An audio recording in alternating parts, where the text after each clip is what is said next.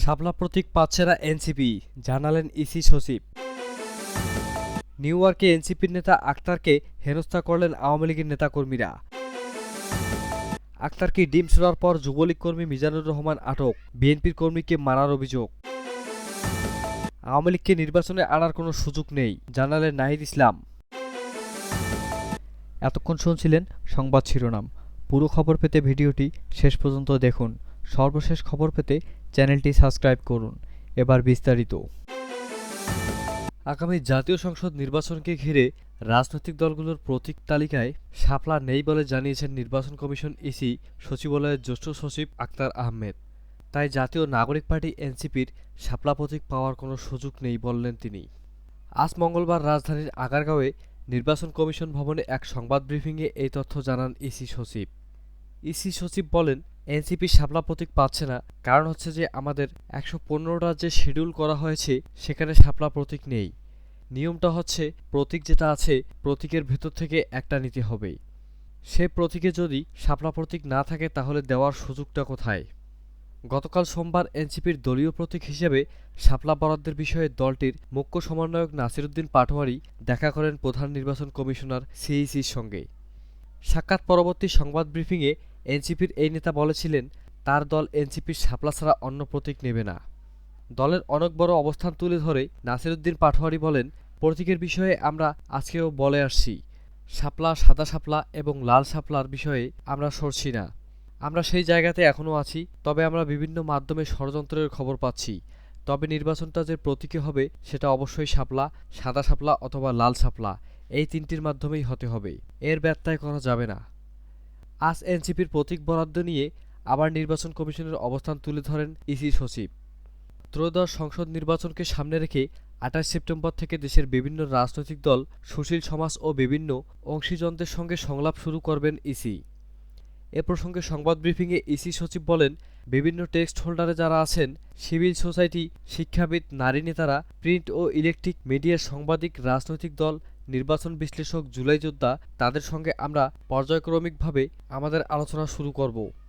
Commission প্রাথমিকভাবে সিদ্ধান্ত নিয়েছে যে ২৮ তারিখ থেকে করা হবে।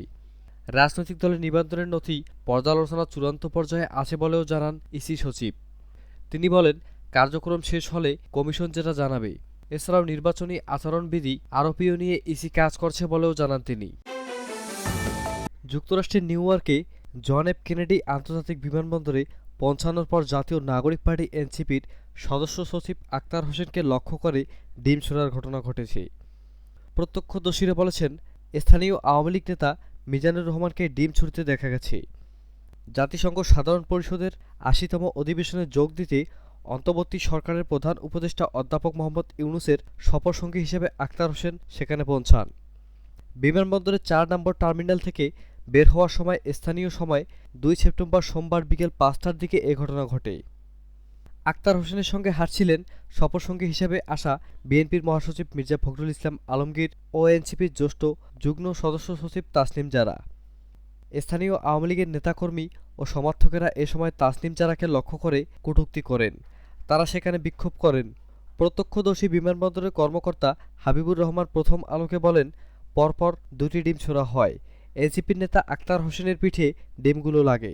তিনি কোনো প্রতিক্রিয়া না দেখিয়ে হেঁটে যান। সবাই গাড়িতে ওঠার পর আওয়ামী লীগের নেতাকর্মী ও সমর্থকেরা গাড়ির সামনে শুয়ে পড়েন। তারা জয় বাংলা সহ অন্যান্য স্লোগান দেন। এ সময় নিউ ইয়র্ক পুলিশ তাদের বাধা দেওয়ার চেষ্টা করে। স্থানীয় সময় বেলা ১টা থেকে জন এফ কেনেডি বিমানবন্দরে ৮ নম্বর টার্মিনালে বিএনপি ও আওয়ামী লীগের সমর্থকেরা সমাবেত হয়েছিল। তারা পাল্টাপাল্টি স্লোগান দেন। অন্তর্বর্তী সরকারের প্রধান উপদেষ্টা অধ্যাপক মোহাম্মদ ইউনূসের সফরসঙ্গীরা ম্যানহাটনের গ্র্যান্ড হায়াত হোটেলে আছেন। যুক্তরাষ্ট্র আওয়ামী লীগ সেখানে প্রতিবাদ করার অনুমতি নিয়ে রেখেছে।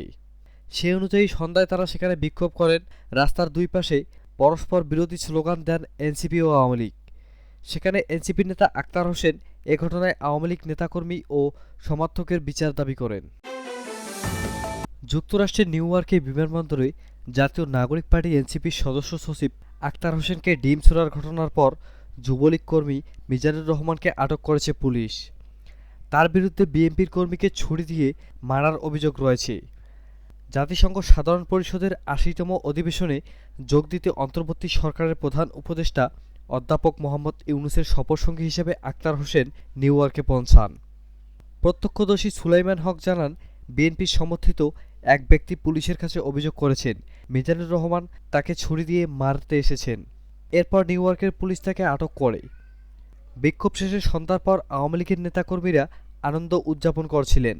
২২ সেপ্টেম্বর রাত ৯:৩০টার দিকে জ্যাকসন হাইটসের বাংলাদেশের স্ট্রিট থেকে পুলিশ মিজানুর রহমানকে আটক করে। আগামীকাল বুধবার তাকে আদালতে নেওয়া হবে। আটক করার পর মিজানুর রহমান জয় বাংলা বলে স্লোগান দেন। তার সঙ্গে আওয়ামী লীগের নেতাকর্মীরাও স্লোগান দেন। এনওয়াইপিডি সূত্র বলছে, আগামীকাল মিজানুর রহমানকে আদালতে পাঠানো হবে। আজ রাত তাকে হাজতে কাটাতে হবে। নিউ ইয়র্কের জন এফ কেনেডি আন্তর্জাতিক বিমানবন্দরে ৪ নম্বর টার্মিনাল থেকে বের হওয়ার সময় স্থানীয় সময় ২ সেপ্টেম্বর সোমবার বিকেলে ৫টার দিকে আক্তার হোসেনকে যুবলীগ কর্মী মিজানুর রহমান ডিম ছোড়েন বলে জানিয়েছেন প্রত্যক্ষদর্শীরা। এ সময় আওয়ামী লীগের নেতাকর্মীরাও সমর্থকেরাও সেখানে ছিলেন।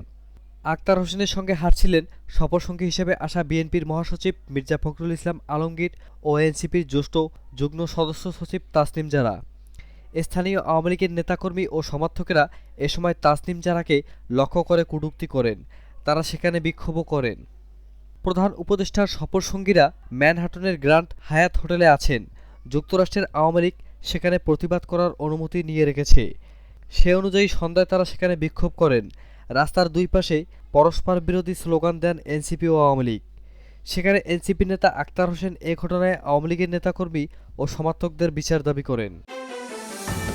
জামায়াতে ইসলামীকে যারা গালি দেয় তাদের গালির জবাব দেওয়ার কোনো প্রয়োজন নেই বলে জানিয়েছেন বাংলাদেশ জামায়াতে ইসলামীর আমির ডক্টর শফিকুর রহমান। তিনি বলেন, গালির জবাব দেওয়া হবে আমাদের কর্মসূচি ইনশাআল্লাহ।